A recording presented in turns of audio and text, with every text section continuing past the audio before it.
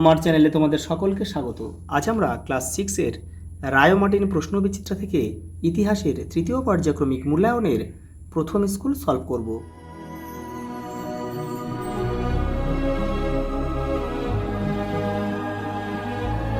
দেখো, প্রথম স্কুল যারা আগের সেটটা দেখোনি তারা চ্যানেলের প্লেলিস্টে যাবে, ওখানে কিন্তু দেওয়া রয়েছে।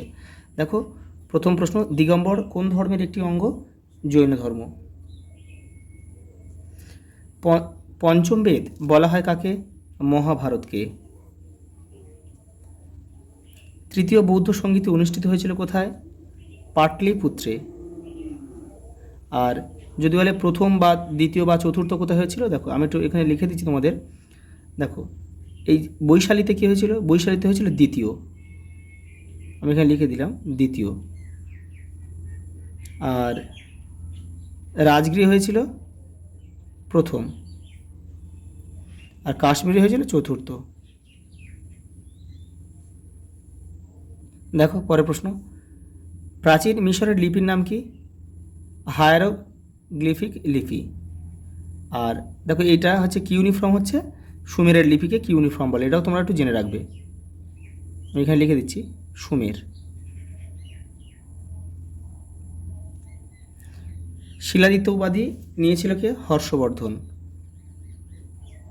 আচ্ছা, এই অপশনগুলো একটু দেখে নাও। অশোক কী উপাধি নিয়েছিল? এগুলো কিন্তু পরীক্ষায় পড়ে। অশোক নিয়েছিল প্রিয়দর্শী নিয়েছিল, দেব নাম প্রিয় উপাধি নিয়েছিল, আমি একটা লিখে দিচ্ছি এটা প্রিয়দর্শী। আর অশোক শশাঙ্ক নিয়েছিল কি? মহারাজাধিরাজ, মহাসামন্ত, এই উপাধিগুলো কিন্তু নিয়েছিল। এগুলো তোমরা একটু জেনে রাখবে, একটু লিখে নিও।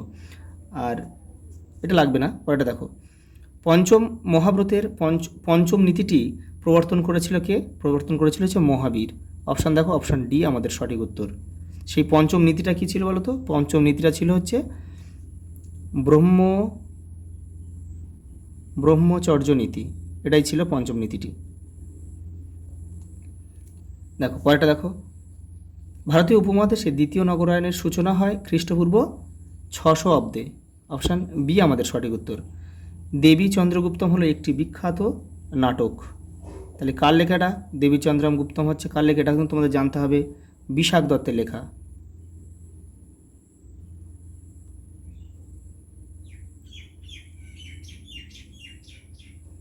পরেরটা দেখো, সুদর্শন হ্রদ নির্মিত হয় কার আমলে? সরি, এটা কার আমলে বলেনি, কোথায় নির্মিত হয়? এটা হচ্ছে কাথিয়াবাড়ে। আর দেখো, এটা হচ্ছে এটা একটু জানতে হবে তোমাদের। দেখো, চন্দ্রগুপ্ত মৌর্যের আমলে কিন্তু এটা নির্মিত হয়েছিল, চন্দ্রগুপ্ত মৌর্যের আমলে। চন্দ্রগুপ্ত মৌর্য। দেখো, প্রথম রূপোর মুদ্রা ভারতে চালু করেছিল কে? দ্বিতীয় চন্দ্রগুপ্ত। জীবক ছিলেন কে? জীবক ছিলেন হচ্ছে বিম্বিসারের রাজবৈদ্য। অপশান ডি আমাদের সঠিক উত্তর। পরেরটা দেখো, সুয়ানজাং যে বৌদ্ধ বিহারে পড়াশোনা করতেন তার নাম কি? তার নাম হচ্ছে নালন্দা। পলিস গড়ে উঠেছিল কোথায়? গ্রিসে। গ্রিসের ছোটো ছোটো নগরাষ্ট্রগুলিকে বলা হতো পলিস। দেখো, জৈন ধর্মে মোট কতজন তীর্থাঙ্কর ছিল? 24 জন। দেখো, এটা একটু তোমরা জেনে রাখবে যে প্রথম তীর্থাঙ্কর, এটা পরীক্ষা যেটা আসে তোমাদের, প্রথম ছিল কে বলো তো? প্রথম ছিল হচ্ছে ঋষভনাথ বা ঋষভদেবও বলতে পারো তোমরা। আর যেটা আসে 23তমটা আসে, 23তম ছিল পার্শ্বনাথ। এটা তোমরা কিন্তু মনে রাখবে, পার্শ্বনাথ। আর চতুর্থ ছিল যে, মানে চতুর্থ না, ওটা হচ্ছে শেষতম, 24তম ছিল হচ্ছে মহাবীর। এটাও কিন্তু তোমাদের পরীক্ষায় লাগবে, মহাবীর। দেখো পরের প্রশ্ন, একটি বাক্যে উত্তর দাও। অশোক কার কাছে বৌদ্ধ ধর্মে দীক্ষিত হয়েছিল?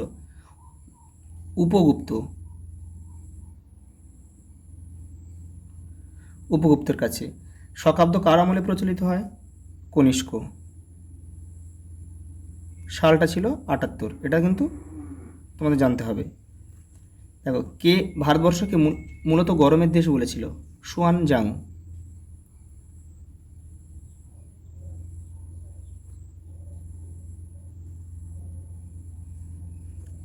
ইন্ডিকা গ্রন্থের রচয়িতাকে? মেগাস্থিনিস।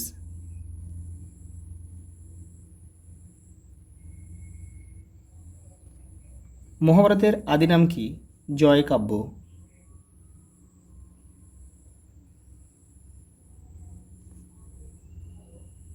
দেখো পরের প্রশ্ন, শূন্যস্থান পূরণ করো। মিশরের শাসকদের বলা হতো ফেরাও।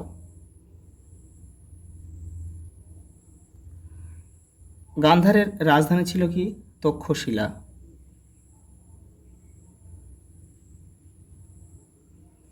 দেখো আর্য সত্য কোন ধর্মের অংশ? আর্য সত্য হচ্ছে বৌদ্ধ ধর্মের অংশ। দেখো একটা স্তম্ভ দিয়েছে, দেখো হীনযান আর মহাযান এটা কোন ধর্মের অংশ বলো তো? এটা বৌদ্ধ ধর্ম। তাহলে এখানে আমরা এক লিখব। দেখো দ্বাদশাঙ্গ জৈনদের প্রধান ধর্মগ্রন্থ, তাহলে এখানে আমরা 2 লিখব। আর দেখো মহাকাশ্যপ প্রথম বৌদ্ধ সঙ্গীতের কে ছিল? সভাপতি ছিল, তাহলে এখানে আমরা কি লিখব? 3।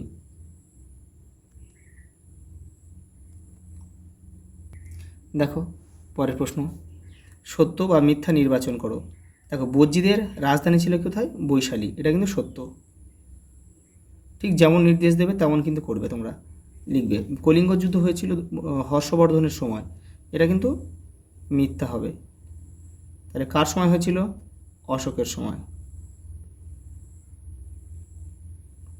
সময়কালটা ছিল খ্রিস্টপূর্ব 261। দেখো পরেরটা দেখো, বিদ কথার অর্থ কি? বিদ কথার অর্থ জ্ঞান, এটাকে তার মানে সত্য। দেখো পরের প্রশ্ন মান 2 দিয়েছে। দেখো সাতবাহন বংশের প্রতিষ্ঠাতা কে ছিলেন? শিমুখ। এবং এই বংশের শ্রেষ্ঠ রাজা কে ছিলেন? এখানে লিখে দিচ্ছি কমা দিয়ে।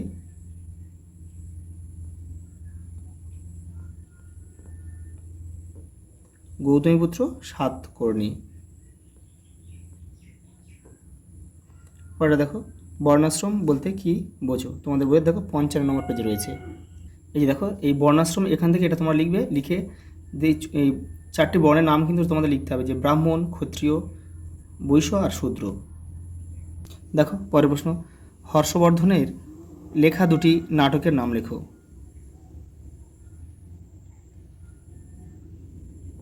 রত্নাবলী আর হচ্ছে প্রিয়দর্শিকা।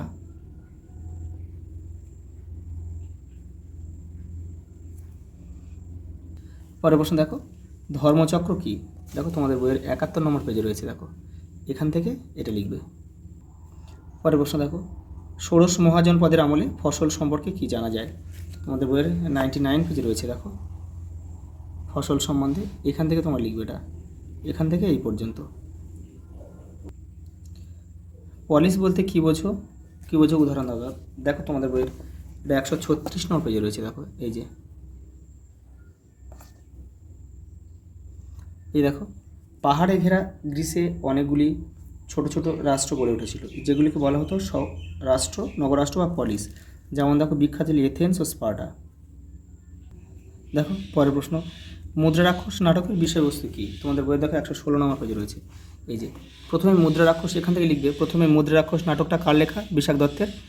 এটা লিখবে, লিখে এখান থেকে আবার এটা লিখে জুড়ে দেবে। নন্দরাজা ধনানন্দকে হারিয়ে চন্দ্রগুপ্ত মৌর্যের সিংহাসন দখলই মুদ্রা রাক্ষসের বিষয়বস্তু। দেখো পরের প্রশ্ন মান 3 এটা, টিকা লেখো গান্ধার শিল্প। 145 নম্বর পেজে রয়েছে তোমাদের বইয়ে। দেখো এই যে এখান থেকে এটা লিখবে পুরোটা। পরের প্রশ্ন দেখো, আলেকজান্ডারের ভারতীয় উপমহাদেশ অভিযান সম্পর্কে লেখো। 80 নম্বর পেজে রয়েছে তোমাদের বইয়ের। এই দেখো আলেকজান্ডারের ভারতীয় উপমহাদেশ অভিযান, এটা পুরোটা লিখতে হবে। দেখো তারপরের প্রশ্ন কী রয়েছে? দেখো টিকা লেখো তাম্রলিপ্ত বন্দর। 144 নম্বর পেজে রয়েছে। দেখো এই যে এখান থেকে তোমরা করবে এটা। পরের প্রশ্ন দেখো কী রয়েছে, বিহার ও চৈত্য কাকে বলে? 126 নম্বর পেজে রয়েছে তোমাদের বইয়ের। এই যে দেখো এখান থেকে এটা পুরোটা লিখে দেবে। দেখো পরের প্রশ্ন, নালন্দা মহাবিহারের শিক্ষা ব্যবস্থা সম্পর্কে লেখো। 112 নম্বর পেজে রয়েছে। দেখো এই যে এখান থেকে এটা এই পর্যন্ত লিখবে। দেখো পরের প্রশ্ন রয়েছে, প্রাচীনকালে রাজারা যজ্ঞ করতেন কেন? দেখো রায়মার্টিন 66 নম্বর পেজে রয়েছে। দেখো এই যে এখান থেকে তোমরা লিখবে, এখান থেকে এপারেও রয়েছে কিন্তু এই পর্যন্ত তোমাদের লিখতে হবে। দেখো পরের প্রশ্ন, সুয়ানজাংয়ের বর্ণনায় হর্ষবর্ধন বৌদ্ধ সম্মেলন ও প্রয়াগের মহাদান সম্পর্কে যা জানা লেখো। 96 দেখো পেজে রয়েছে তোমাদের বইয়ের। এই যে পরের প্রশ্ন দেখো, অশোকের ধর্মনীতি সম্পর্কে যা জানা লেখো, 85 নম্বর পেজ। এই দেখো এখান থেকে এটা লিখবে। পরের প্রশ্ন দেখো, মৌর্য ও গুপ্ত আমলের কৃষি ব্যবস্থার পরিচয় দাও। দেখো রায়ন মার্টিন 134 নম্বর পেজে রয়েছে, দেখো এই যে এটা পুরোটা লিখতে হবে। পরের প্রশ্ন দেখো, শুঙ্গ, কুষাণ, সাতবাহন আমলের শিল্প চর্চা সম্পর্কে লেখো। 124 নম্বর পেজে রয়েছে, দেখো এই যে এখান থেকে তোমাদের লিখতে হবে। এবারেও রয়েছে এই যে এই পর্যন্ত। দেখো লাস্ট প্রশ্ন, গুপ্ত যুগের বিজ্ঞান চর্চা সম্পর্কে আলোচনা করো। দেখো 118 নম্বর পেজে রয়েছে, এই যে এটা লিখবে তোমরা, এই বিজ্ঞান চর্চা। এই দেখো এখান থেকে তোমরা লিখবে, এটা পুরোটা লিখে দেবে। দেখো ওই প্রশ্নের উত্তরটা তোমরা এখান থেকেও লিখতে পারো, এটা 120 নম্বর পেজে রয়েছে, এখান থেকে এটা লিখলেও হবে। আজ এই পর্যন্ত, দেখা হবে পরের ভিডিওতে।